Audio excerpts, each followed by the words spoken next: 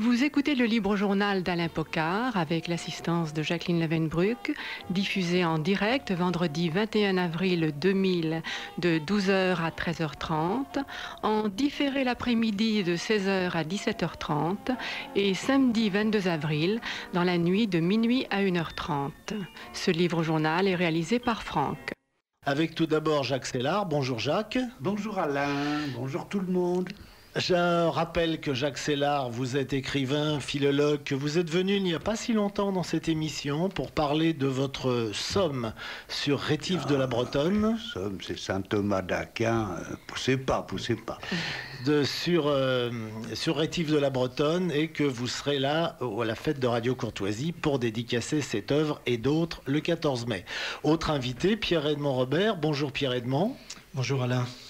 Pierre-Edmond, tu es professeur de littérature à la Sorbonne Nouvelle et écrivain.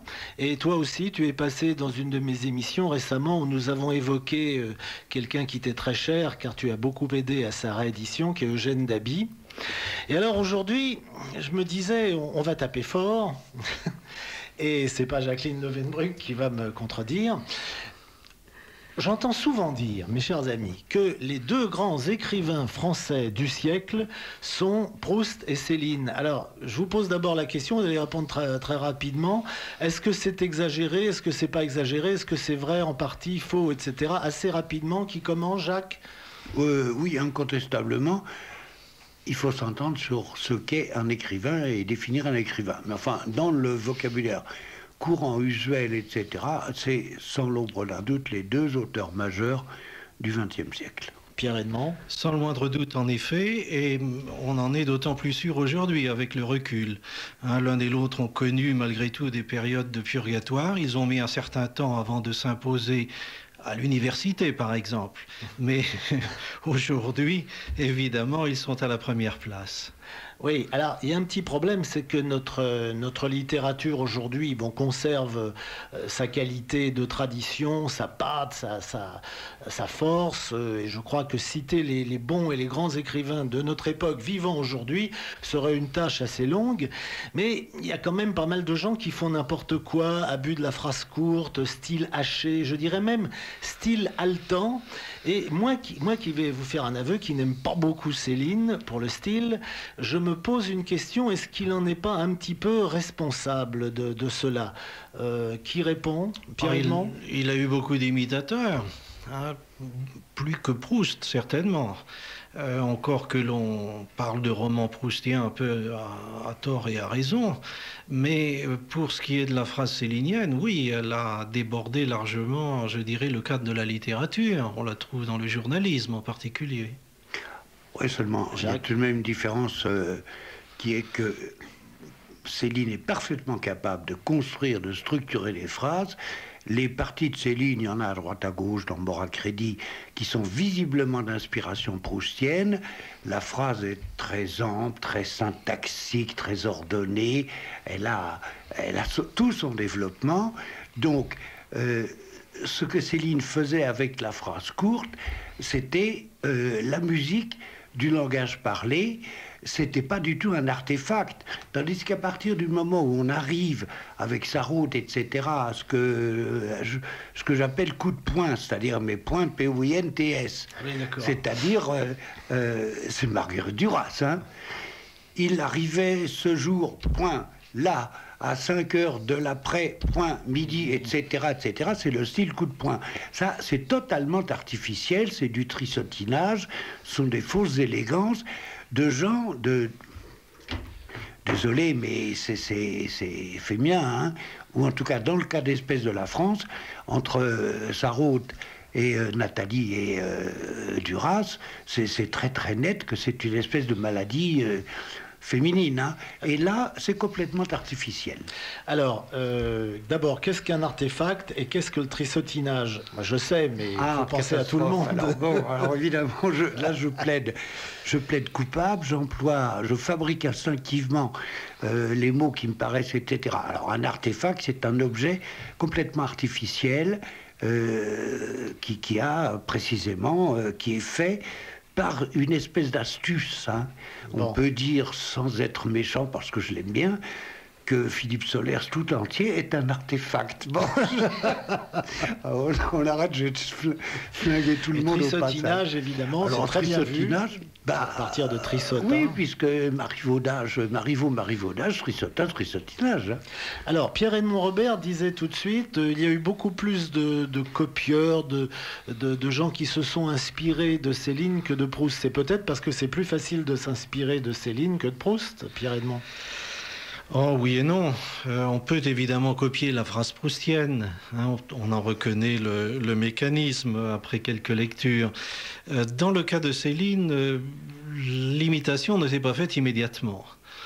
C'est plutôt à l'époque la plus proche de nous, disons une dizaine d'années, avant et après la mort de Céline, hein, entre les années 50 et les années 70, qu'on a vu apparaître pour la première fois des textes qui s'inspiraient de la manière de Céline, qui s'en inspiraient d'ailleurs visiblement. Hein, les auteurs le revendiquaient, cette filiation.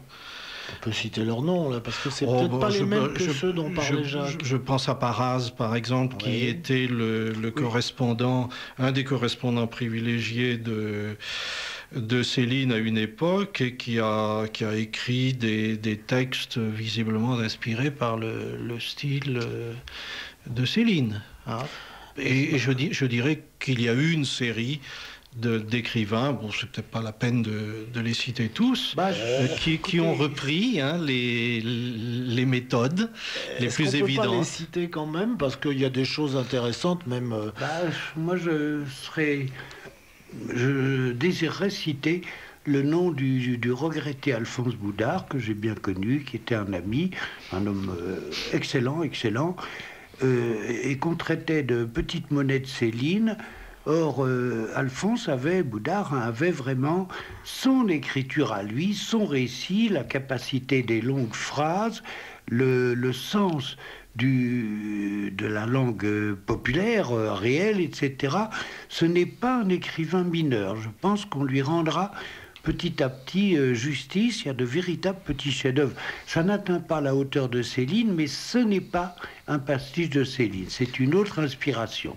J'ajouterais que le Boudard que je n'aime pas, c'est Cinoche, qui est justement un roman très... Alors là, on est à la limite du pastiche célinien. Oui, oui. Pierre-Edmond c'est évidemment le nom qui s'impose à l'esprit. Je serais un peu moins admiratif que Jacques Sellard. J'ai l'impression que Boudard, la plupart du temps, reprend quelques-uns des procédés de Céline, pas tous d'ailleurs, quelques-uns, et qu'il y a des passages dans certains de ses romans qui en deviennent un peu fastidieux. Exact, il a beaucoup écrit, peut-être trop. Je situerais une différence assez remarquable. Céline est un écrivain populaire. Sa langue, l'écriture de Céline, sa langue en fait, c'est celle de Courbevoie, celle du passage Choiseul, mais fondamentalement celle de Courbevoie, c'est-à-dire d'une certaine banlieue, école communale Courbevoie, etc., etc. Alors que Céline est un homme de la caille, c'est-à-dire de la butte aux cailles, et Boudard est de la butte aux cailles. Boudard est un homme de la butte aux cailles, et là, pour le connaisseur de ce qu'on peut appeler génériquement l'argot, mais le mot ne me plaît pas, hein, pour le connaisseur de ce genre de dialecte, les différences sont très nettes. Il y a vraiment un monde entre Alphonse Boudard de la Caille, de la butte aux cailles, et le Céline de Courbevoie, un monde linguistique. Je voudrais nuancer un peu, cher Jacques Sellard, parce que Céline n'a en réalité pas vécu à Courbevoie. Non. Et il est allé à l'école primaire dans les beaux quartiers, en fin de compte, y compris l'institution Saint-Joseph des Tuileries, et où on ne parlait pas argot, hein, naturellement. Il l'a appris sciemment, hein, par la suite à l'armée, dans les hôpitaux de l'arrière, sans aucun doute, et avec toute cette faune qu'il a fréquentée. D'ailleurs, nous parlions d'Eugène Daby tout à l'heure, le jour où Eugène Daby et Céline se rencontrent, c'est à l'Hôtel du Nord. Daby y a invité Céline. La maman de Céline a fait la cuisine et on est autour de la table un peu choqués par l'argot que parle Céline. Et pourtant, la mère d'Eugène Daby a véritablement été concierge et son père cocher-livreur. Là, la biographie n'a pas été retouchée comme celle de Céline. Et il est évident qu'on y parle chez Daby un français populaire. Mais cet argot voyou que pratique Céline, c'est un argot qui est déjà à l'époque quelque peu livresque. Oui, là je vous rejoins absolument. C'est une tradition française qui remonte à Villon et probablement à certains passages des Mystères, en tout cas à Villon, c'est très net. L'argot apparaît dans le système français, hein, en gros. Ce qu'on appelle en gros l'argot apparaît dans le système français parallèlement à son expression littéraire, c'est-à-dire qu'il est immédiatement une langue littéraire. Et tout au long, je ne sais pas, tout au long de l'histoire de notre littérature, on voit parallèlement l'argot, l'emploi de l'argot comme une langue littéraire et en même temps comme une langue vivante, une sous-langue vivante.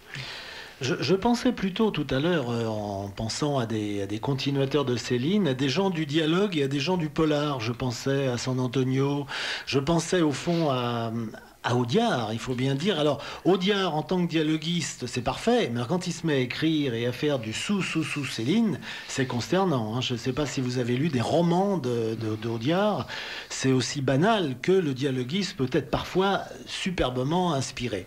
Mais pour rentrer un petit peu plus dans le débat et pour vous embêter un petit peu, messieurs les Céliniens, j'ai trouvé une lettre de Céline, une lettre à André Rousseau du 24 mai 1936, et je vais me permettre de vous la lire. C'est donc Céline qui parle. Ouvrez les guillemets. J'écris comme je parle, sans procédé. Je me donne du mal pour rendre le parler en écrit, parce que le papier retient mal la parole, mais c'est tout. Je ne veux pas narrer, je veux faire ressentir. Il est impossible de le faire avec le langage académique usuel, le beau style. Il faut s'y résigner. La langue des romans habituels est morte, syntaxe morte, tout mort. Alors, il appelle quand même à changer de langage. Hein. Il appelle quand même à changer de langage. Je vous interpelle, messieurs. Qui répond ? Je vais d'abord faire quelques petits commentaires. J'écris comme je parle sans procédé, et après je me donne du mal, c'est déjà contradictoire. Vous me permettrez de... Oui, tout à fait. Bon, oui. Je ne veux pas narrer, je veux faire ressentir. Je ne vous dirai pas ce que le metteur en scène John Ford avait dit à un acteur qui lui disait « Qu'est-ce que je dois ressentir dans cette scène ?» Il lui a dit « Fais ce qu'on te dit, espèce d'imbécile, et tout ira bien. Qu'est-ce qu'il te demande de ressentir ?» Alors, est-ce que c'est pas un appel à détruire la syntaxe et le classicisme ? Pierre-Edmond Robert. Alors, cette lettre est de mai 1936, c'est-à-dire entre Voyage au bout de la nuit et Mort à crédit. André Rousseau est un des critiques qui tiennent le haut du pavé, disons, à l'époque, sur la scène littéraire. Céline répond en réalité aux critiques qui ont accompagné la sortie de Voyage au bout de la nuit. Alors tout est un peu biaisé dans cette lettre. Je crois qu'il faut la prendre avec des pincettes. Alain, tout à l'heure, tu as indiqué qu'il y avait contradiction entre la première et la seconde phrase, mais on peut remettre en question la sincérité de l'affirmation. J'écris comme je parle. Ça ne mérite guère d'ailleurs d'être développé. Non, et puis en effet, comme a dit Alain, il y a la contradiction immédiate. Je me donne beaucoup de mal pour donner l'impression que j'écris sans mal comme je parle sans mal. Bon, tout ça est une problématique bien connue des écrivains, c'est-à-dire qu'il faut se donner un mal énorme pour avoir l'air naturel et pour avoir l'air d'avoir écrit ça sur un coin de table en pensant à autre chose. Hein. Ça y a pas. C'est exactement les dessins gribouillés par Picasso sur la nappe en papier d'un restaurant. Bah oui, mais il y a tout le mal qui est derrière, tout le mal antécédent. Cela dit, je crois que c'est tout de même la même langue. Je parle de Proust et de Céline. Simplement, ce sont ces deux versants. Hein. Il y a un versant absolument mondain, poussé au paroxysme dans Proust, mais Proust fait parler le duc de Guermantes, de temps en temps en argot. Proust s'amuse énormément à manipuler des petits bouts de vocabulaire, des petits bouts d'argot. Céline est proustien à l'occasion, quand tu veux s'en donner la peine. Et ce sont les deux versants d'une même langue, c'est indivisible. Oui, en tout cas les deux versants d'une même esthétique. Là, là il n'y a aucun doute. Oui. Alors pour la langue, il est certain que Proust s'est un peu intéressé en effet à la langue populaire. Lui aussi a fait un séjour à l'armée, séjour assez curieux, comme vous ne l'ignorez pas. Hein, de tous les écrivains français, le seul à avoir aimé son passage sous les drapeaux, c'est Proust, hein, en réalité. Et il avait noté à cette occasion un certain nombre de termes qu'il devait retrouver chez les jeunes gens du peuple qu'il a fréquentés par la suite. Mais évidemment, ces termes familiers, ces termes d'argot du français populaire n'apparaissent que de temps à autre, comme l'a dit Jacques Sellard, en contrepoint d'un discours qui est, lui, essentiellement un discours écrit. Alors, Céline, lui, visant à reproduire l'oralité, transformant ce qui normalement n'est pas marqué par l'oralité, c'est-à-dire les descriptions en discours, en monologue, en soliloque dans ses romans. C'est en effet l'autre versant dont parle Sellard, l'autre mode d'expression. Il y a une chose en tout cas que nous faisons de façon systématique, c'est de rappeler que nous sommes sur Radio Courtoisie, très bonne radio, et que je suis avec Jacques Sellard et Pierre-Edmond Robert, et j'essaye de dire du mal de Céline, et eux, ils essayent d'en dire du bien, ce qui n'est pas rien. Je vais quand même aller dans votre sens. Je pense qu'après tout, si je rappelle quand même un peu là, ce que je trouve le plus navrant dans cette lettre de Céline, il est impossible de le faire avec le langage académique usuel, le beau style. La langue des romans habituels est morte, syntaxe morte, tout morte. Après tout, si des imbéciles suivent ça au pied de la lettre, ce n'est pas de la faute de Céline. ça, je crois qu'il faut être bien clair là-dessus. Mais enfin, quand même, là, il dit bien, pour lui, langage académique, en plus, c'est beau style. C'est-à-dire que il y a le signe égal entre le beau style et le langage académique. Quand même, Pierre-Edmond Robert, Jacques Sellard, à la même époque, dans les mêmes années, il y a quand même de magnifiques stylistes en France, les Morand, les Jouandeau, Chardonne. Oui, Chardonne. Mais il ne faut pas prendre ce que Céline dit ici, à mon sens, au pied de la lettre. Hein. C'est quelqu'un qui s'oppose à l'institution littéraire, puisqu'elle ne l'a pas accueilli à bras ouverts, c'est le moins qu'on puisse dire. Mais comme lecteur, Céline est évidemment remarquable, mais comme critique littéraire, on peut faire quelques réserves. Alors il a une vision de l'histoire littéraire qui est entièrement chronologique. Il oppose un académisme de son temps à la nouveauté qu'il apporte. Et les comparaisons qu'il fait continuellement vont dans ce sens. Jacques Sellard connaît bien le texte mis en épigraphe de Guignol's Band. Hein, l'impressionnisme a tué le faux jour, le jazz a renversé la valse, l'impressionnisme a tué le faux jour. Vous écrirez télégraphique ou vous écrirez pas du tout. Bon, c'est une vision simplifiée de l'évolution qui a sa part de vérité. Qui a sa part de vérité, naturellement. Et puis on a l'impression qu'il veut apporter donc sa pierre aussi à l'édifice. Jacques, vous voulez dire quelque chose? Oui, je crois que tout de même cette querelle des styles, puisque on va appeler ça comme ça relativement pour simplifier, c'est un petit peu, ça répète ou ça reproduit la querelle des genres. Je veux dire par là que peu importe le style qu'on emploie, il peut être académique et profondément musical, intéressant, émouvant ou mauvais. Il peut être populaire, écrivez télégraphique ou taisez-vous, etc., et ne pas être bon, de la même façon qu'un roman policier, un polar peut être un chef-d'œuvre de la littérature, et un grand roman classé roman être un truc sans intérêt. Céline insiste tout le temps sur la petite musique, la petite musique, la petite musique. Faites ce que vous voulez avec les moyens linguistiques et stylistiques, narratifs dont vous disposez, mais l'essentiel, c'est la musique.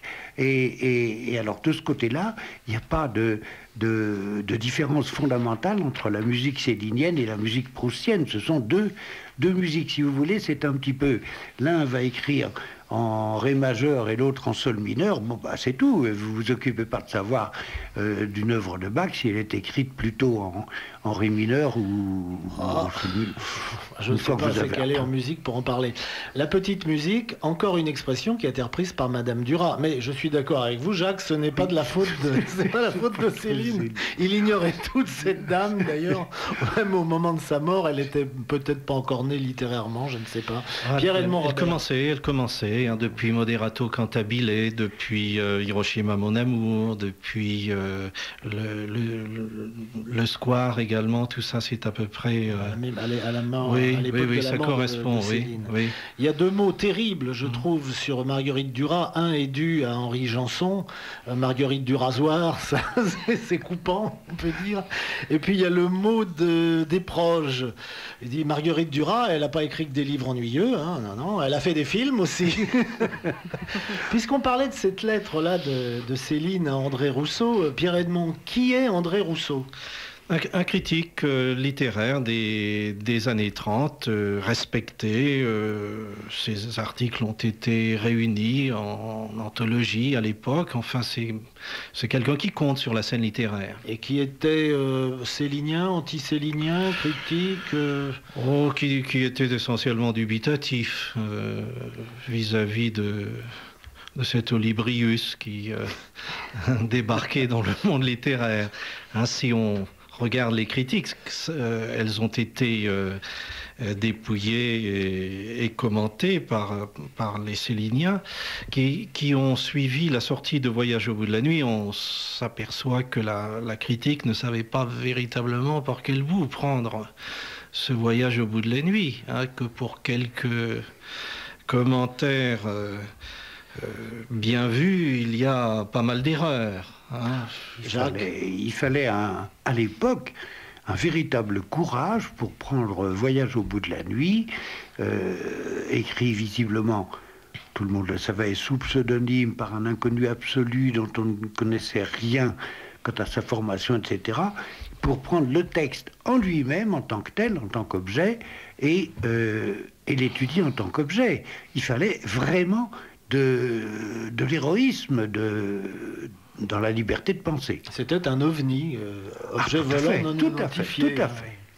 Alors, parmi les gens qui ont défendu le Voyage au bout de la nuit, bon, évidemment, c'est quand même celui qui est peut-être quand même de style classique, un peu. Hein, c'est le moins non classique. Oui, d'ailleurs Céline l'a partiellement rejeté par la suite en disant qu'il était encore trop marqué par le désir de bien écrire. Oui. Aïe. Il aggrave son cas, là. Mais alors Jacques ou Pierre-Edmond, parmi les gens qui l'ont beaucoup défendu à l'époque, qui l'a défendu dès le début, à part l'éditeur? Léon Daudet, naturellement, qui avait reconnu quelque chose d'essentiellement nouveau, et puis des gens d'Abi qui ne le connaissaient pas encore, mais qui avait fait un compte-rendu fraternel, et puis des gens inattendus comme Bernanos. Enfin, il y a des critiques favorables lors de la sortie de Voyage au bout de la nuit. Il y a des critiques favorables. Jacqueline me demandait quelque chose. Je crois aussi que Elsa Triolet et Aragon ont traduit son livre en russe. Enfin, c'était assez... Oui, ça c'est un épisode sur lequel Céline revient assez souvent. Il prétend que la traduction a été trafiquée. Que le livre, évidemment, a fait une carrière en Union soviétique, puisqu'on pouvait tirer de Voyage au bout de la nuit une critique du capitalisme, des contradictions du capitalisme, etc., jusqu'à ce que Moracredi, évidemment, modifie le point de vue que l'on pouvait avoir sur la démarche de l'auteur. C'est la raison pour laquelle Céline est d'ailleurs allée en URSS en 1936. C'était pour dépenser ses droits d'auteur. Ses droits sur place. Je voudrais peut-être intervenir pour rappeler simplement à nos auditrices, à nos éditeurs, que Louis-Ferdinand Céline, c'est-à-dire le docteur Destouches, est médecin admirable, remarquable, le vrai médecin des pauvres, dans le sens très très fort du mot, et qu'il est l'auteur d'une thèse en médecine qui est La vie et l'œuvre de Semmelweis, qui est une œuvre parfaitement indépendante de toute sa carrière littéraire. Il y a le docteur Destouches écrit La vie et l'œuvre de Semmelweis et il le présente comme thèse pour la médecine, hein. Et Céline écrit autre chose. Il y a donc Dr Jekyll, Mr Hyde, hein. C'est très très net. Or, non, mais comme souvent. Hein, Comme souvent. Or, vous-même d'ailleurs, vous en êtes un peu un, mais enfin bon, oui. On va rater une fois. Doucement. Et donc il y a quelque chose d'essentiel qui est que Céline était parfaitement capable d'écrire d'un bout à l'autre quelque chose qui pouvait être accepté par un jury d'agrégation en médecine. C'est pas de doctorat en médecine, c'est pas rien. Hein. Donc ça c'est un petit peu particulier, ça devrait changer notre regard sur Céline. Céline est ce à quoi Céline est profondément sensible dans Semmelweis, c'est précisément l'amour de Semmelweis pour les femmes qui souffrent et qui meurent de la bêtise dogmatique et officielle. C'est quelque chose qui est tout à l'honneur, tout à la louange de Céline. Il a senti profondément une souffrance, qui n'est pas le cas de Proust, par exemple. Hein. Oui. Alors, comme vous avez cité Léon Daudet, et que je continue à être assez dubitatif sur le style de Céline, je vais vous citer une phrase de Léon Daudet, prémonitoire. Pourtant, il a défendu Céline, mais il a défendu le Céline du Voyage au bout de la nuit. C'est une phrase qui est extraite du stupide 19e siècle, hein, qui a été rééditée dans la collection Bouquins. Elle est de 1922. Et voici la phrase de Léon Daudet. Enfin, c'est une citation, donc c'est pas tout à fait une phrase. La farandole des assembleurs de mots remarquablement doués qui professent la nécessité de la rupture avec le style traditionnel. J'ai vraiment l'impression que c'est une définition de Céline. Assembleur de mots remarquablement doués, mais qui professent la nécessité de la rupture avec le style traditionnel. Ça vous embouche un coin, vous... Non ? Qu'est-ce que vous pouvez en dire, Jacques ou Pierre-Edmond ? Pour moi, c'est ça. C'est tout à fait la définition par avance, c'est-à-dire exactement 14 ans avant, il nous définit Céline. Il faudrait savoir à qui il s'adresse. Est-ce qu'il fait allusion aux surréalistes, bien sûr, mais il s'adresse à la production, on l'imagine, de l'année 21-22, par exemple. Donc l'arrivée des surréalistes, peut-être ? Peut-être, oui. Peut-être aussi même des gens avant, chez les symbolistes. Des gens avant, oui. C'est Péladan. Ce qui est visé, c'est le style hyper sophistiqué, nouveau style Péladan. Peut-être Jean Lorrain. Enfin, ce sont des écrivains mineurs qui ont été oubliés. La rupture avec le style traditionnel, je ne sais pas trop ce que ça peut signifier. Aussi longtemps qu'un texte écrit par un écrivain français est lisible sans difficulté par une immense majorité de femmes et d'hommes français ou françaises, il s'agit de la même langue à l'intérieur de laquelle, effectivement, il y a des manipulations différentes. Pierre-Edmond ? Non. Alors, comme nous sommes sur Radio Courtoisie et que nous donnons la parole aux auditeurs, eh bien, nous allons lire les messages par la voix de Jacqueline Lovenbruck. Alors attendez, un petit point d'ordre. Vous préférez répondre aux questions au fur et à mesure qu'elles se posent ou tout à la suite ? Au fur et à mesure. Au fur et à mesure, très bien. Allons-y. Et notez bien quand même, car on ne les redira pas deux fois. Monsieur Robert pourrait-il parler de son travail sur Céline et les éditions de Noël ? Et petite nouvelle célinienne, Henri Godard prépare un volume de correspondance de Céline dans la Pléiade. Pierre-Edmond ? Oui, l'édition des correspondances céliniennes, si elle voit le jour sous forme de correspondance complète, apportera évidemment plus que des informations, apportera des révélations sur l'évolution littéraire et personnelle de l'auteur. Alors en ce qui concerne Céline et les éditions de Noël, oui, je me suis intéressé aux archives. de la Maison de Noël, qui était conservée par les éditions Gallimard. Et à cette occasion, on a publié quelques lettres échangées entre Céline et ses éditeurs. Mais ce n'est pas une édition intégrale, puisque un certain nombre de ces lettres ne sont pas disponibles. Mais en tout cas, les rapports entre Proust et son éditeur sont passionnants, parce que de Noël. Céline, vous t'avez dit Proust. Excusez-moi. Les rapports entre Proust et ses éditeurs sont passionnants aussi, d'ailleurs. Ah oui. Mais d'une autre manière. Mais les rapports entre Céline et de Noël sont pas mal, parce que de Noël était un personnage véritablement romanesque. Un aventurier, un aventurier de l'édition. Un aventurier, oui.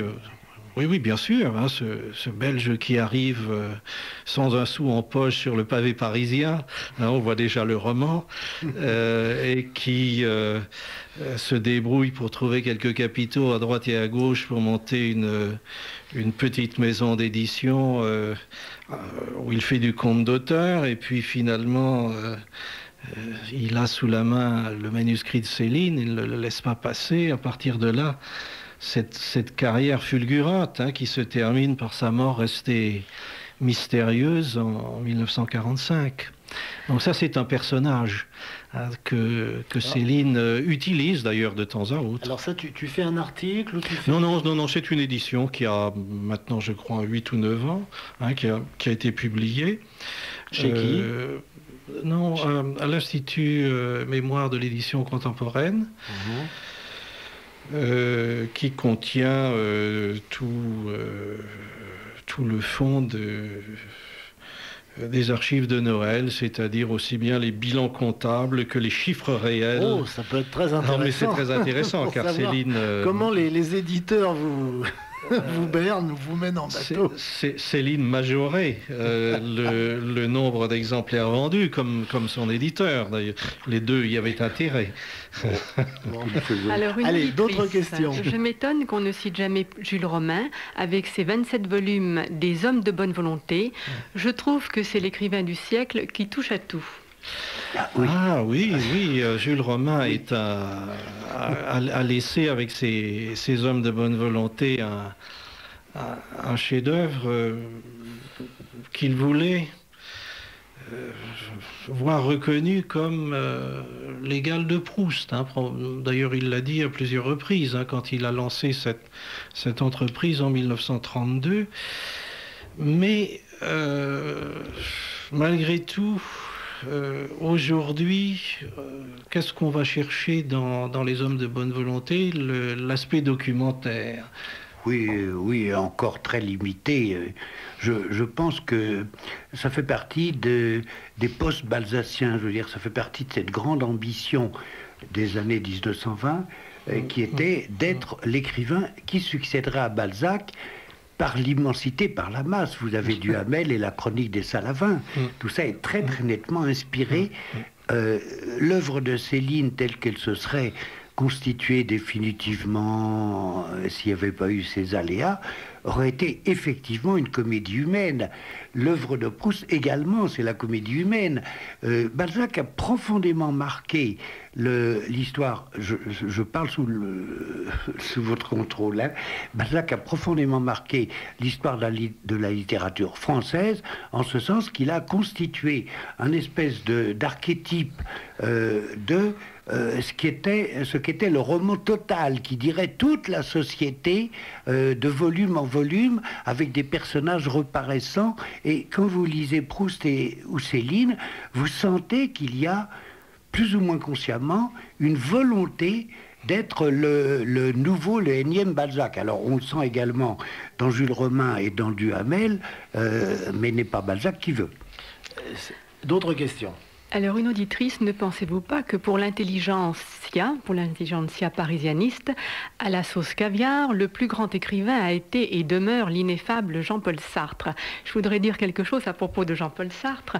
Il était nommé, appelé par Céline Le Ténia dans le livre dans son livre qu'il lui avait adressé, L'agité du bocal. Un pamphlet. Oui. C'est ça, le Ténia. Qui répond sur Sartre? Jacques, et puis écoutez, Pierre Edmond après. Spécialement ce jour, la charité chrétienne m'interdit de faire aucun commentaire sur Sartre. Pierre Edmond. Il faut replacer le texte dans l'époque. Céline tu parles, oui, de Céline sur Sartre. Sur Sartre, oui. Céline réagissait à certaines remarques infondées de Sartre, et en prétendant que Sartre, au fond, était une sorte d'épigone de lui-même, qu'il avait réutilisé aussi bien son regard que ses procédés romanesques. Alors, un auditeur, merci pour cette émission. Que pensent vos invités du style de Roger Perfit? Bon, là encore, la charité chrétienne. Je peux dire un petit mot sur Sartre? Moi, j'aime beaucoup Sartre. Je trouve que c'est un très grand écrivain. Le malheur, c'est qu'il a fait dans sa vie le contraire de ce qu'il préconisait dans ses livres, et notamment dans La Nausée. Quand on a écrit La Nausée, on ne signe pas de pétition. D'autres questions? Un auditeur, excellent voyage en Célinie. Vive le satellite, amitié, stop, frère gaucher. Ah, c'est gentil. Je crois savoir qui c'est. Et un auditeur, extrait de Bagatelle pour le massacre de Céline. Plus on est haï, je trouve... Non, c'est plus on est riche, je trouve, plus on est tranquille. Ah oui. Ça c'est pour moi. Oui, pardon. Parce qu'on commence à voir arriver des messages qui disent du mal de moi. J'ai dit du mal de Céline. Alors vous pensez, quelle horreur. Quelle horreur. Mais il y en a d'autres, des messages. Allez, on va continuer encore un petit peu. Alors, un auditeur, une émission très intéressante, comme d'habitude, avec Monsieur Pocard. Ah, ça c'est bien, ça. Vous pouvez en envoyer beaucoup comme ça. Alors, un auditeur, je défends souvent Monsieur Pocard auprès de mes amis, car il se trouve de nombreux contradicteurs parmi eux. On lui reproche beaucoup d'être consensuel et centriste. Centriste. Oh bah là là. Aïe aïe. Alors, Monsieur Pocard, garde à vous, attaquer Céline. Non, oui, attaquer Céline, je vais dire. Attaquer Céline, c'est un peu facile. Il est reconnu dans le monde entier comme un grand écrivain français. Je me fiche du monde entier. Alors là, je tiens à vous le dire, en tant que Ronchon, le monde entier m'indiffère. Une auditrice, je suis très déçue par la définition de Céline, qui n'est pas qu'un assembleur de mots, mais un poète. Et un philosophe sous des dehors qui peuvent paraître grossiers. Et il a une profonde sensibilité. Jacques va répondre. Oui, je voudrais faire juste un petit commentaire. Céline est un assembleur de mots comme Proust, comme Balzac, etc. Quand on demandait un jour à Maurice Denis, mais le peintre, maître, finalement, qu'est-ce que c'est que la peinture? Et il a répondu, ce qui est magnifique, ce sont des couleurs en un certain ordre assemblées. Voilà. Et vous ne pouvez pas définir autrement la littérature, quelle qu'elle soit, que comme des mots en un certain ordre assemblés. Julien Green donne cette définition également. Tous les mots sont dans le dictionnaire, il suffit de les mettre dans l'ordre. Des mots en un certain ordre assemblés. Donc au sens large, effectivement, sont des assembleurs de mots. Et je termine avec un auditeur. Pour une bonne approche de Céline, il faudrait conseiller aux auditeurs de Céline de mes souvenirs de Serge Perrault. Édition du Léraud, 1992. Si je connais l'auteur qui a été un familier de Céline et qui dit des choses tout à fait pertinentes sur l'auteur et sur son œuvre. Et le message continue, Merci de tout cœur pour cette émission consacrée en partie à Céline, dont nous entendons parler que trop peu sur notre chère radio, Argos. Signé. Jacques, vous vouliez dire quelque chose encore? Oui. Il y a un texte de Céline que je me permets de recommander à nos auditrices, à nos auditeurs qui aiment Céline, qui est un texte très court par définition. C'est le début de Casse-Pipe, qui a fait partie, le manuscrit de Casse-Pipe, Robert nous le dira mieux que moi, a fait partie des manuscrits sauvagement détruits par du troupeau littéraire. Ne nous étendons pas, soyons charitables. Et le début de Casse-Pipe est fabuleux, parce que là, l'écriture de Céline, la narration de Céline, s'élève d'un seul coup à une sorte de théologie noire de l'enfermement. C'est un texte magnifique. Je ne prolonge pas, simplement, je ne sais pas trop dans quelles conditions on peut le trouver actuellement, mais il faut lire ce début de Casse-Pipe. Il n'est pas en folio? Oui, c'est-à-dire la partie retrouvée, la partie disponible. Il y a des versions de Casse-Pipe qui ont été sauvegardées par les gens qui les ont récupérés, dans quelles conditions, ça n'est pas très clair.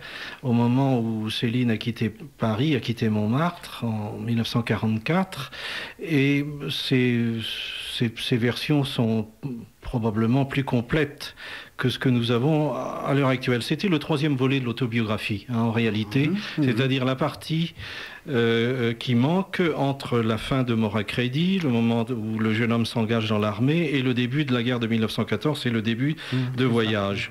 Et c'était donc le troisième volet de l'autobiographie. Jacques Sellard tout à l'heure parlait d'une comédie humaine, mais enfin c'est le roman total à la Proust, hein, c'est-à-dire la totalité de la biographie est exploitée, ou devait l'être, puisqu'elle ne l'a pas été dans le cas de Céline, mais en tout cas Casse-Pipe participait de cette entreprise, et malheureusement nous n'avons pas la totalité du texte.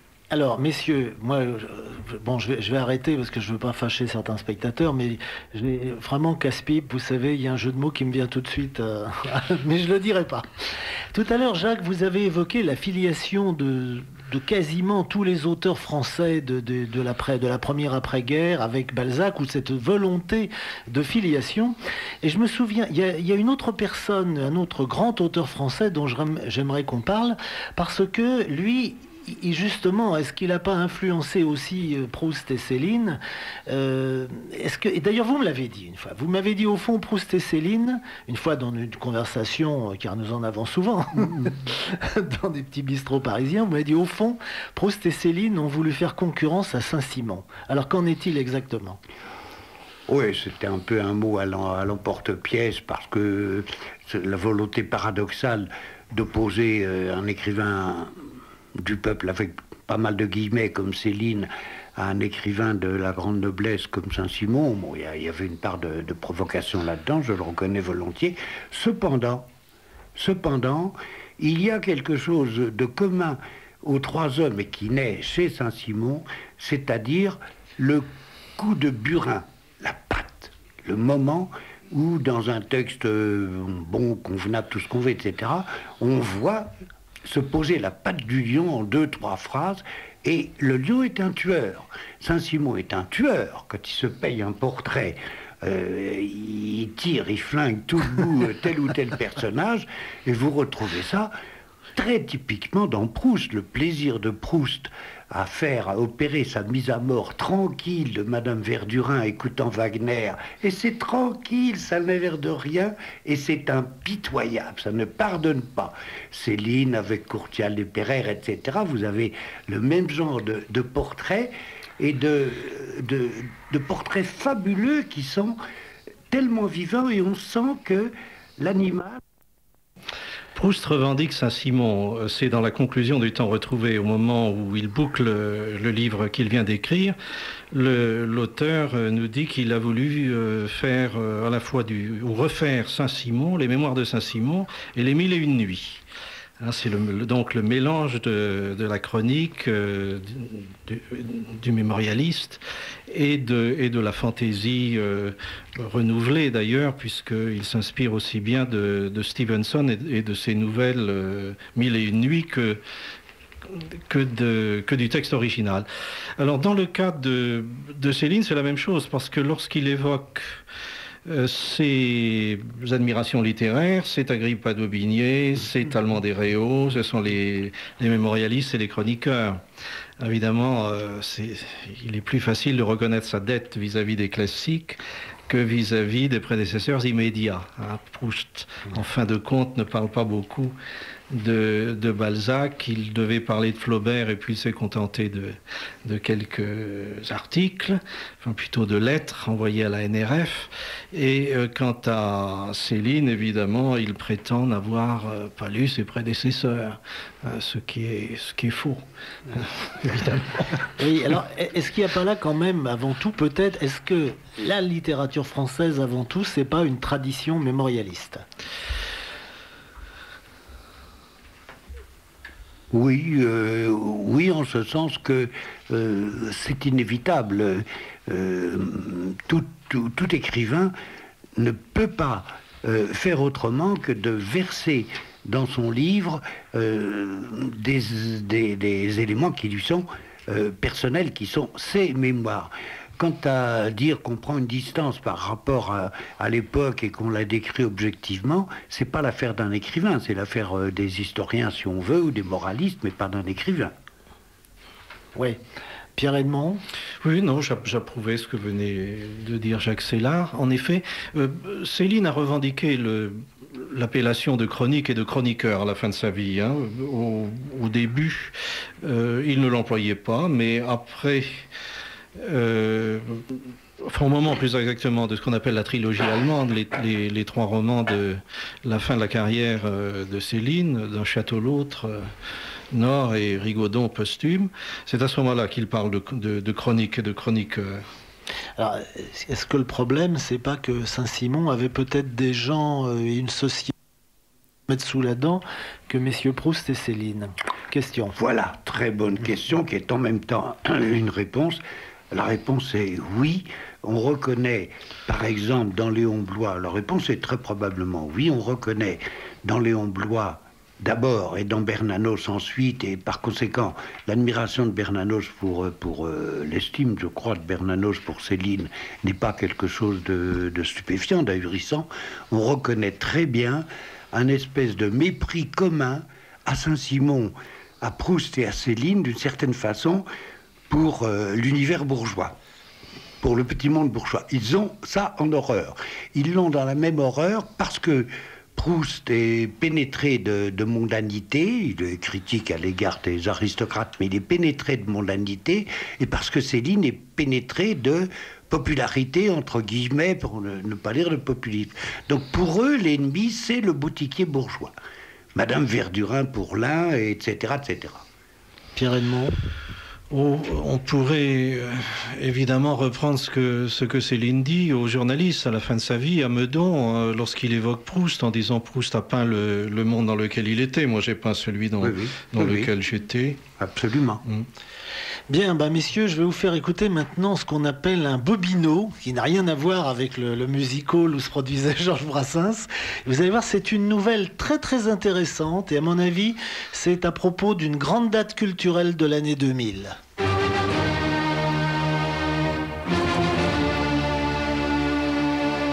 Dimanche 14 mai, 12e fête de la courtoisie. À la maison de la Mutualité, grande salle du théâtre, des centaines d'écrivains et d'artistes vous dédicaceront leurs œuvres, dimanche 14 mai de 10h à 19h.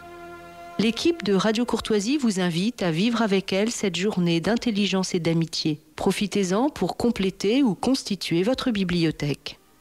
L'entrée n'est toujours que de 150 francs pour la journée, buffet campagnard et vin de Radio Courtoisie compris. Entrée gratuite pour les enfants accompagnant leurs parents.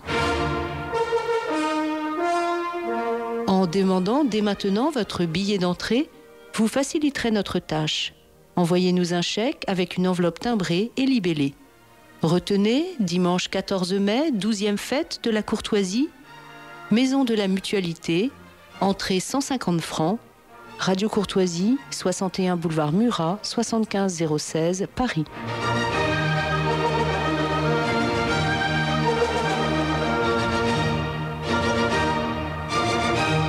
Retour dans le studio avec Pierre-Edmond Robert, écrivain, professeur de littérature à la Sorbonne Nouvelle, et avec Jacques Sellard. Jacques Sellard, vous serez là le 14 mai, hein, vous me l'avez promis. Hein. Ah, inconditionnellement, inconditionnellement.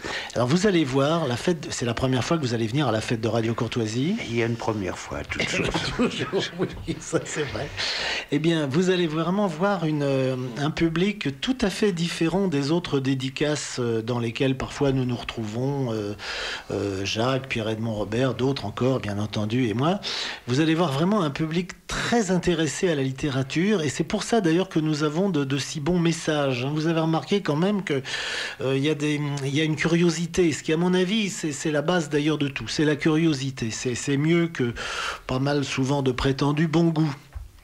Messieurs, donc, alors vous, Jacques Sellard, vous serez là pour dédicacer plusieurs de vos livres dans des domaines très différents, puisqu'il y aura aussi bien un roman qu'un traité sur l'imparfait, je crois, et un dictionnaire et un livre d'histoire littéraire. Oui, c'est ce qu'on appelle vaguement l'éclectisme. Pierre-Edmond, je pense que l'an prochain, quand tu nous as vite sorti un bon livre, un de ces recueils de nouvelles notamment, que tu avais sorti au Dilettante et qui était tout à fait remarquable, je me souviens d'un qui s'appelait Version originale, et d'autres encore qui étaient encore mieux d'ailleurs. On peut trouver donc encore les recueils de nouvelles de Pierre-Edmond Robert au Dilettante, et ton dernier roman chez Flammarion s'intitule Les saisons du paradis. Ouais, voilà. Et croyez-moi, Pierre-Edmond Robert, ça vaut le coup. Des questions encore, chère Jacqueline. Vous allez voir, là, c'est plus tellement des questions, c'est des satisfecites ou des pas satisfecites. Alors, un auditeur, quel agrément d'écouter de plaisants propos échangés entre gens de qualité. Merci. Une auditrice, je suis du même avis que M. Pocard. J'ai lu plusieurs fois Voyage au bout de la nuit pour essayer d'y trouver quelque chose qui me plaise. Je n'ai pas réussi. Alors ça, Jacques Sellard va répondre. Parce que...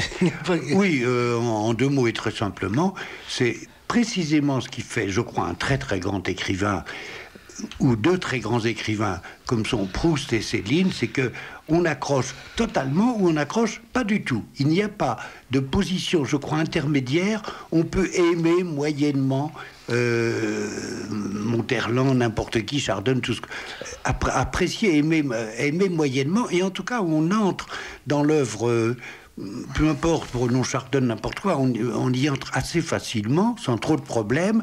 Les œuvres très typiques, très typées, comme celle de Proust et de Céline, provoquent, suscitent, je crois, la plupart du temps et à peu près automatiquement, ou bien le blocage, j'ai jamais pu aller au-delà de 3 pages, etc. Ça me tombe des mains, on dit toujours. Ça me tombe des mains, ou bien, au contraire, une adhésion illimitée. Bon, c'est une bonne définition. Évidemment, le sujet de l'émission était le style. Céline, là aussi, dans les dernières années, à Meudon, dit quelque chose comme le style. Il y en a un ou deux par siècle. Bon, évidemment, il prétendait être l'un de ces deux, évidemment, pour le sien. Ah oui. Et il ne peut qu'étonner, effrayer, écarter bien des lecteurs, comme Jacques Sellard vient de le dire. Je suis pas tout à fait d'accord avec Jacques Sellard. Je vais vous donner un exemple. Il y a quelques années, j'étais dans un salon du livre à l'étranger, à Belgrade d'ailleurs, pour tout dire, et quelqu'un me dit, cher monsieur ou cher Alain Pocard, je ne sais plus, quel est pour vous le plus grand écrivain français du XXe siècle? Je réponds, Proust. Et c'est votre écrivain préféré? Ah, pas du tout, mais je sais reconnaître le génie. Je me sens beaucoup plus à l'aise dans Marcel Aimé, ces personnages me touchent. C'est pas que ces romans parisiens, ces romans campagnards ou provinciaux aussi. Je me sens beaucoup plus à l'aise avec Marcel Aimé. C'est mon homme, c'est l'écrivain que je préfère au XXe siècle. Mais je crois que le génie, le plus grand génie, plus encore que Marcel Aimé, c'est Proust. Voilà. Donc on n'est pas forcé les goûts sont pas forcément les correspondances de la Palme d'Or. Jacques. Oui, bon, tel ou tel petit écrivain, pas Marcel Aimé, pas Marcel Aimé, mais tel qui n'est pas classé absolument au pinacle des gloires littéraires, reste d'une lecture passionnante, intéressante, distractive, etc. Mais il y a un moment de rupture, c'est-à-dire un moment où on est vis-à-vis d'une œuvre, celle de Céline ou celle de Proust, dans une sorte de terra incognita, c'est-à-dire un territoire totalement inconnu, nouveau. Bon, on on y va ou on n'y va pas, mais on n'y touche pas du bout des doigts. Vous savez, mon ami Gripari disait adorait Céline, il lisait toutes Céline, il le lisait très bien. Et quand il le lisait, d'ailleurs, il arrivait par sa manière de lire à gommer justement l'aspect allaitant, faudrait dire, du débit de Céline. Mais son auteur, c'était aussi Marcel Aimé. Hein. Une autre Alors, une auditrice, il y a des écrivains de talent, mais Céline fait partie des écrivains de génie. Et oui, une bonne auditrice. Définition. Merci Monsieur Pocard pour cette émission magnifique. Que pensez-vous, messieurs, de Drieux-La Rochelle? Je pense uniquement à l'écrivain. Oh, que c'est uniquement et beau. Je voudrais interrompre 2 secondes à propos de la réflexion de l'auditrice. Il y a des écrivains de talent, et puis Céline fait partie des écrivains de génie. Alors là, quand Rétif de la Bretonne, mais je n'y reviens que très épisodiquement, Rétif de la Bretonne présente sa candidature à l'Académie, la nouvelle Académie, etc. Et le président du jury, dont le nom importe peu, et les membres du jury refusent la candidature présentée de Rétif, présentée par Bernardin de Saint-Pierre, en disant « Messieurs, nous ne pouvons pas accepter ce candidat dans notre Académie. Monsieur Rétif a du génie, mais il n'a pas de goût. » Et c'est exactement, avec 2 siècles d'anticipation, la définition de Céline. Il a du génie, mais il n'a aucun goût. Il n'a pas de goût. Quelque chose à ajouter, Pierre-Edmond Robert, sur Jacques Sellard, sur ce que vient de dire Jacques Sellard, et puis sur Drieux-La Rochelle, vous avez des choses à dire en 2 mots. Pierre-Edmond, tu commences Sur Drieux-La Rochelle, il n'a pas grand-chose en commun avec Céline. C'est pour des motifs, au fond, externes à la littérature qu'on les rapproche. Drieux-La Rochelle a peut-être excellé dans un genre que Céline n'a pas pratiqué, c'est le journal. Ouais. Voilà ce que j'en dirais. Très bien, vient de rentrer dans le studio Patrick Goffman, écrivain, qui vient de nous parler de son dernier livre qui est un pamphlet paru ou à paraître. Patrick Goffman, parle bien dans le micro. En librairie le 16 mai, bonjour. Ah, et alors est-ce que tu l'auras à la fête du livre de Radio Courtoisie le 14? C'est la librairie la plus avancée de France, donc elle l'aura le 14, 2 jours avant les libraires ordinaires. Très bien. Alors, ton pamphlet s'intitule « Le cauchemar américain raconté à mon cheval. Pauvre bête, pourquoi tu veux faire du mal aux animaux ?» Alors, mon cher Pocard, je vous présente mon cheval. J'en ai apporté du moins une photographie et vous jugerez s'il a beaucoup souffert. Ah oui, c'est un cheval de bois. De quel manège? C'est le manège du Luxembourg où mon petit garçon a ses habitudes et par conséquent moi aussi. N'essaye pas de nous prendre par les sentiments et reviens à ton livre, parce que les animaux et les enfants ça va, mais il faut quand même s'occuper un petit peu de littérature et de pamphlets. Alors je l'ai lu comme on dit sur épreuve. J'ai trouvé ça très drôle, mais est-ce que c'est pas encore un peu, excuse-moi Patrick, mais de l'anti-américanisme primaire? J'en ai peur. C'est d'autant plus primaire que, comme tu dis, c'est drôle ou ça essaye de l'être. Je n'ai pas prétention ni historique, ni sociologique, ni à donner de leçons à qui que ce soit. Je suis un citoyen français. Je fais mienne certaines traditions, comme par exemple, au hasard, l'amitié avec les Serbes. Et donc, je suis irrité, particulièrement irrité depuis 1 an contre les Américains. J'indique au passage que c'est un sentiment non seulement majoritaire en France à présent, mais il s'agit d'une majorité écrasante, absolue. 70% des Français se déclarent il y a quelques mois dans un sondage opéré par le magazine, je crois, Entreprise, un magazine très sérieux, prêts à boycotter McDo et Coca. Quelques semaines plus tard, 68% des Français déclarent se méfier des États-Unis d'Amérique et de leur politique. Alors j'ai simplement énuméré en 12 chapitres les principaux griefs des Français, ceux que je partage, depuis le génocide indien, en passant par l'esclavage, l'agression contre notre langue, l'agression contre notre cinéma,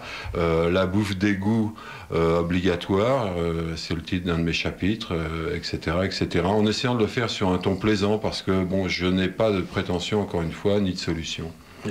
C'est-à-dire le ton plaisant qui doit être celui du pamphlet. Hein. Mais est-ce que c'est pas... Tu sais, bon, moi aussi, je suis assez fâché avec l'oncle Sam et depuis longtemps, mais est-ce que c'est pas un peu facile toujours d'attaquer McDo? Parce que ces gens qui disent « nous sommes prêts à boycotter McDo », ils disent pas « nous boycottons McDo ».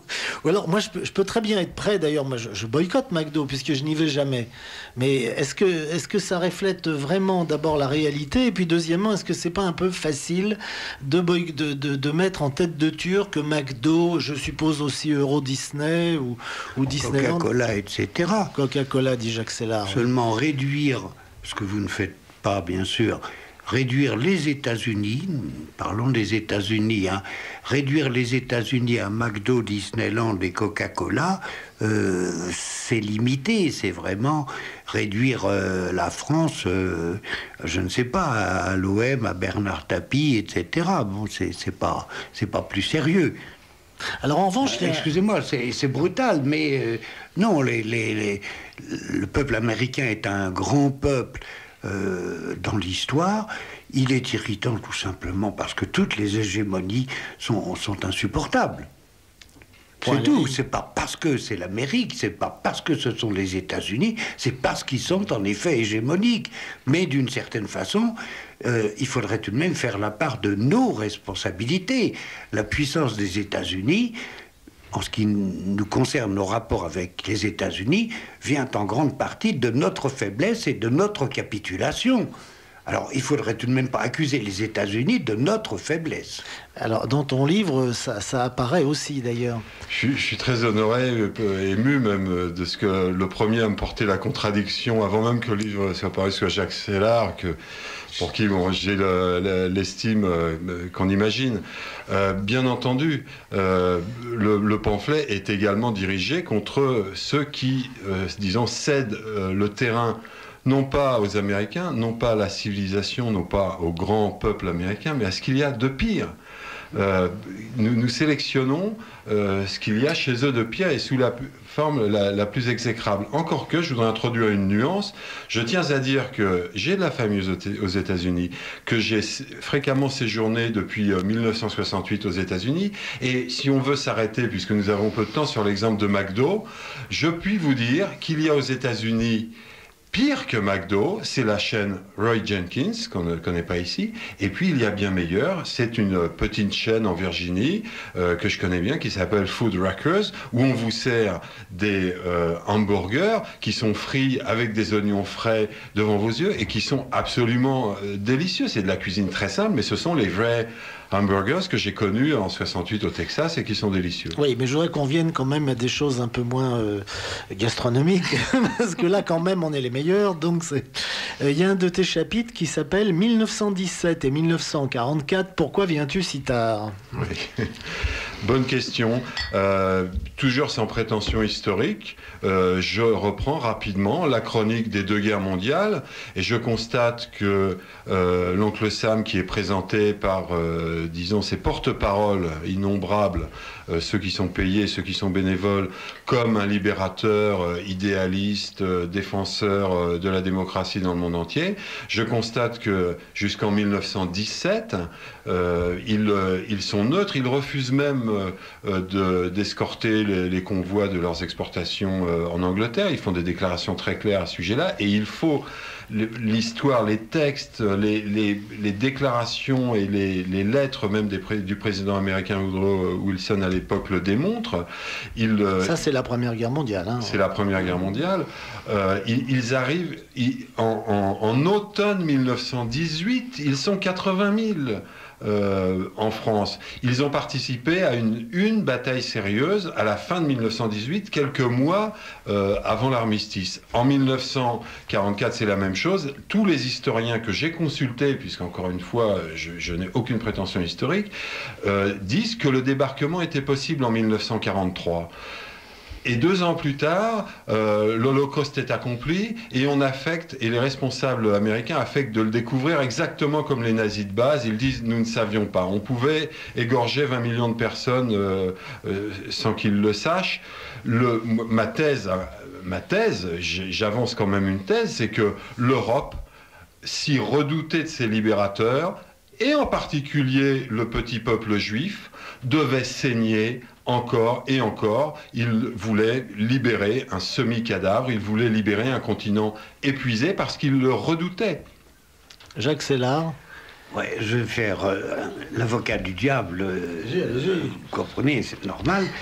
Pourquoi, au nom de quoi, les États-Unis, au cours de la Première Guerre mondiale, 1914-18, pourquoi le peuple des États-Unis se serait-il senti une obligation morale quelconque à défendre la France, qui n'avait qu'à se charger de sa propre défense, contre l'Allemagne? Il ne faut pas oublier qu'il y avait eu une très très forte immigration allemande aux États-Unis, que le courant pro-allemand, je ne dis pas pro-impérial allemand ou pro-pangermanisme, mais le courant pro-allemand était très, très, très fort dans une démocratie comme les États-Unis, pouvait peser largement sur le sens d'une élection, et que d'autre part, les États-Unis étaient tout de même en droit de se dire, les Français, dans l'histoire, nous sommes en 1914, les ennuis des Français, les tragiques des Français viennent de leur impréparation, de leur frivolité, de leur légèreté, indiscutable pour 1914,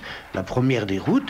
Pourquoi est-ce que nous serions chargés une fois pour toutes par l'histoire de réparer l'irréalisme du peuple français et ses erreurs historiques? Donc là, il y a tout de même quelque chose en 1940, 39-40, c'est pas tout à fait le même schéma. Il y a là très très nettement une dictature totalitaire allemande, pangermaniste, allemande, conquérante, etc. Et c'est vrai que les États-Unis mettent longtemps à se mettre en route, tout simplement parce que le courant isolationniste aux États-Unis est très très fort et que les États-Unis ne sont même pas techniquement, physiquement préparés à une intervention de l'autre côté de l'Atlantique. Ça ne les excuse peut-être pas, mais enfin, on ne claque pas des doigts pour envoyer d'un seul coup 300 000 hommes. Et puis, en 40, il se répète la même chose. Pourquoi est-ce que nous viendrions, nous, Américains, nos boys, pourquoi est-ce que nous viendrions automatiquement au secours d'un peuple français, hélas, que son impréparation a condamné à la catastrophe? Hélas, messieurs, nous ne pouvons pas aller plus loin dans ce débat. Je rappelle le titre du pamphlet à paraître de Patrick Goffman, Le cauchemar américain raconté à mon cheval, qui bientôt est aux éditions de l'Âge d'Homme, et que Patrick Goffman dédicacera son livre à la fête de Radio Courtoisie le 14 mai. Oh, j'ai une bonne nouvelle à vous annoncer, puisque c'est le vendredi saint. Eh bien, il y a le retour du cinéma chrétien, du grand cinéma chrétien. J'ai vu 2 films, dont un remarquable, un chef-d'œuvre, qui s'intitule La fin d'une liaison, de Neil Jordan. Neil Jordan est un réalisateur irlandais, et je pense que c'est le grand cinéaste européen. La fin d'une liaison est d'après un roman de Graham Greene, qui est un écrivain catholique, un grand écrivain catholique, mais alors pas saint-sulpicien ou hagiographique.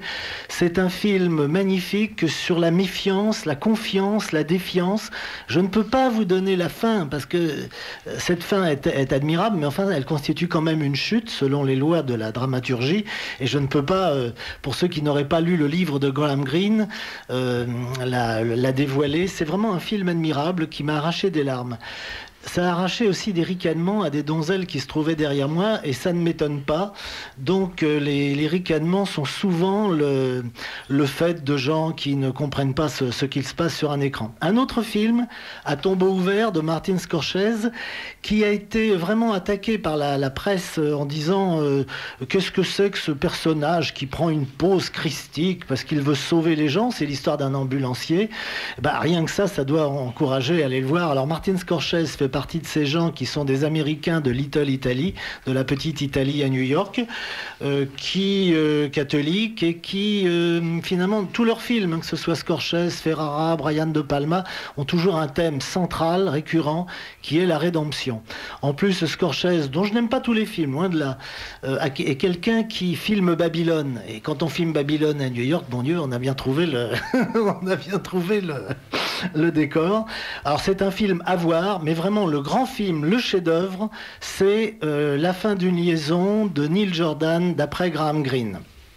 Un livre aussi à vous conseiller, L'Ermite de Gisors de Renaud Dourges, qui est un livre pour enfants à partir de 8 ans.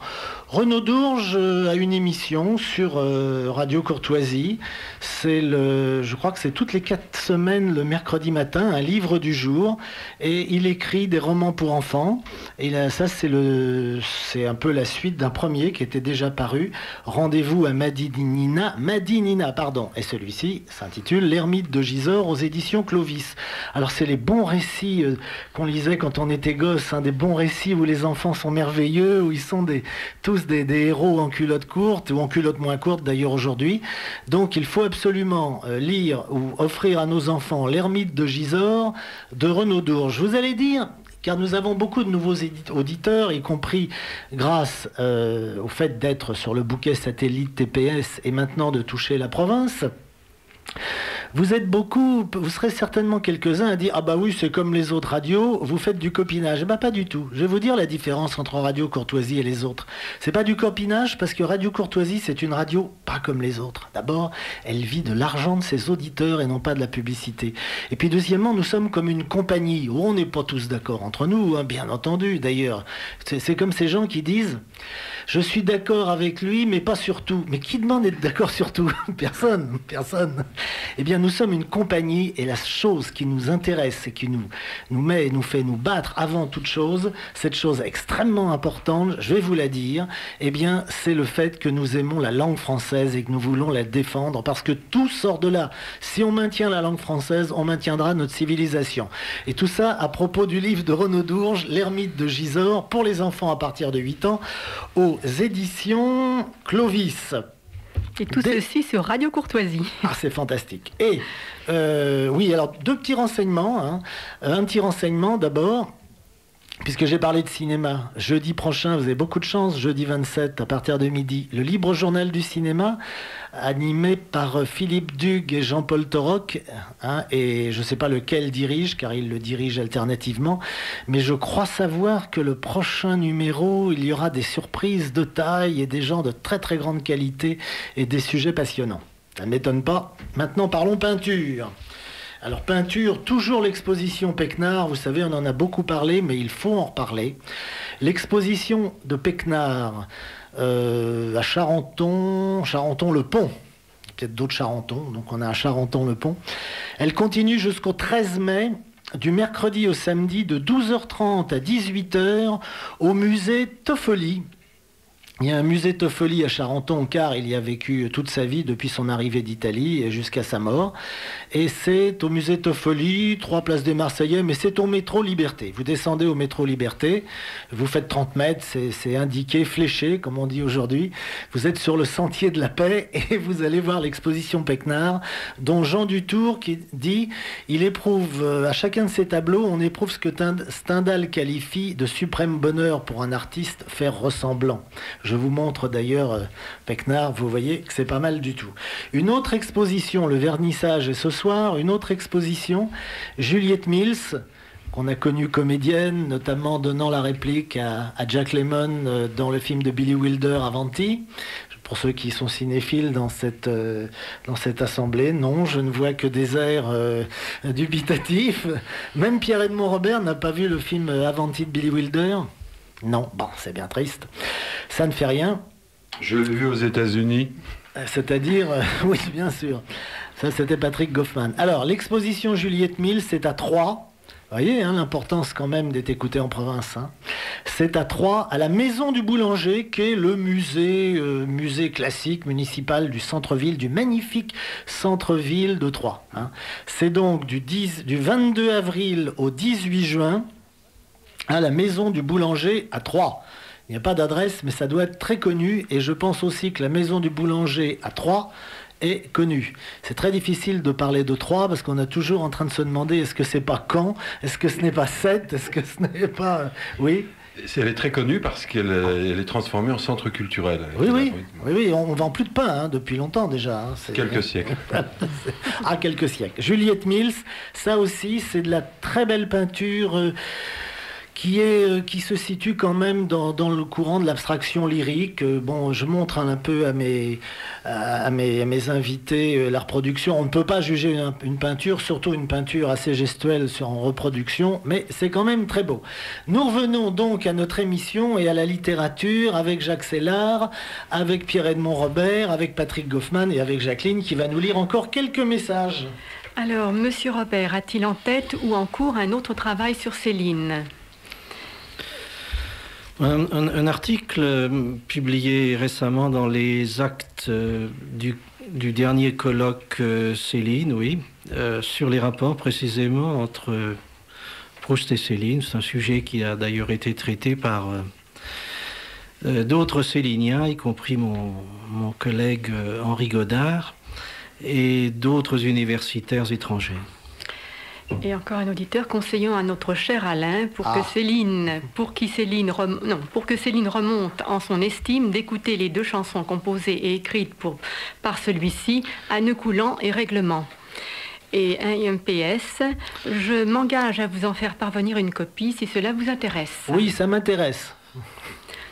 Alors, un auditeur... Pierre-Edmond, tu la connais, les chansons écrites par Céline ? Oui, elles ont été publiées, les textes ont été publiés. Il y a un enregistrement qui existe. Il a été utilisé d'ailleurs dans le portrait d'écrivain, diffusé par France 3 il y a 2 ans, je pense, maintenant. Oui, bon, mais c'était en vinyle, mais est-ce que ça existe maintenant en disque compact ou en choses comme ça ? Tu sais pas si ça existe. J'ignore la discographie, oui, en effet. Est-ce que c'est chanté par Arletty ou c'est par... Non, c'est chanté par Céline lui-même. Céline lui-même. Bon, très bien, on continue. Un auditeur, ce que je pense de Rétif de la Bretonne, j'ai trouvé que c'était un goujat qui n'avait aucun goût.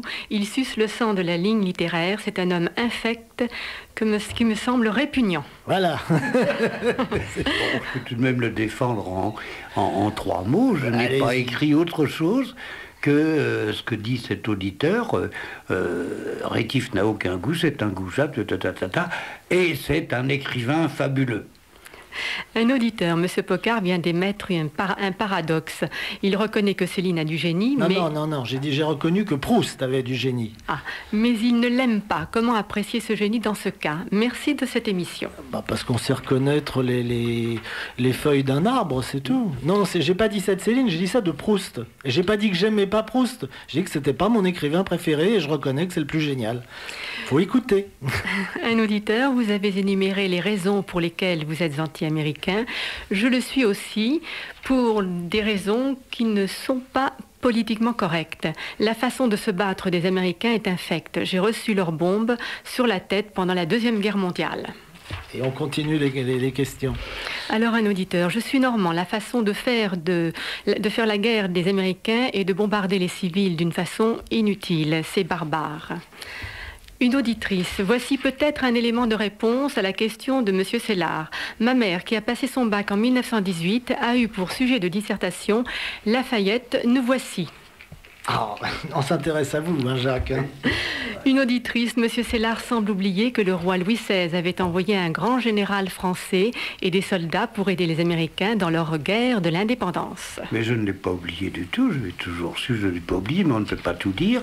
Je voudrais tout de même à ce propos souligner que, à l'occasion du 2e centenaire de l'exécution de la mort de Louis XVI sur la guillotine, place de la Concorde, entre guillemets, qui s'appelait place de la Nation, les Américains, l'ambassade des États-Unis, le gouvernement américain a tenu absolument très fermement à déposer une couronne au pied de la statue d'Angle, etc. Et l'ambassade est tout près, qui qui représente très probablement l'emplacement de la guillotine,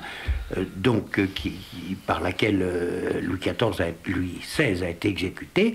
Il y a eu à l'époque des représentations très pressantes, très fermes du gouvernement français pour que les Américains, je pense que toute l'histoire est authentique, pour que les Américains ne se livrent pas à cette espèce de provocation qui était le 21 janvier 1993 de déposer une couronne à la mémoire et en honneur au roi Louis XVI, place de la Concorde. Les Américains ont tenu bon, et pour les Américains, c'est quelque chose de tout à fait fondamental. Ils savent tous, enfin, tous ceux qui sont susceptibles de le savoir, tous les Américains savent très bien que c'est à Louis XVI qu'ils doivent leur indépendance. Ils ne l'ont jamais oublié. Lafayette, nous voici, c'est pas une phrase de théâtre, c'est une réaction profonde des États-Unis. Et donc ça, comment est-ce qu'on a pu conserver Versailles à peu près, en dépit des tempêtes, des ennuis, etc., à peu près dans son état normal? C'est grâce à l'argent américain et à l'argent de particuliers américains. Je dirais ça simplement, vous comprenez, pour faire une espèce de balance. Il y a Amérique et Amérique. Nous détestons l'Amérique, mais toute l'Amérique ne nous déteste pas dans la même proportion. Oui, mais le film Révolution de Hugh Hudson, qui raconte l'histoire de l'indépendance des États-Unis, qui est sorti il y a une quinzaine d'années avec Nastasia Kinski et Al Pacino, ne fait pas une allusion à la France en 2 heures ou 2h15 ou 2h20. C'est un mensonge historique facile. Et ben voilà. C'est tout. Et nous, Patrick Goffman, très très rapidement, parce qu'encore on va revenir à la littérature. Lafayette, nous voilà quand même 5 ans après le début de la guerre. Il y a un détail que M. Sellard, on ne peut pas tout dire, il a raison, passe sous silence, mais qu'il connaît encore mieux que moi. C'est que les armes pour les insurgents américains ont été, comme le gouvernement, comme Louis XVI et son gouvernement ne pouvaient pas